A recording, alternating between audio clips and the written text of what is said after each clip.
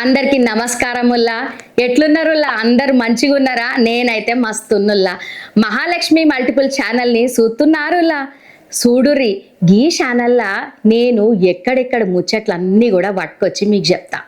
గట్లనే దేవుళ్ళకి సంబంధించింది చెప్తా, పండుగలకు సంబంధించింది చెప్తా, అందంగా ఉండనీకి చెప్తా, ఆరోగ్యంగా ఉండనీకి చెప్తా, సినిమాల ముచ్చట్లు చెప్తా. ఇక అన్ని ముచ్చట్లు చెప్తా, ఒకటని కాదు రెండని కాదు.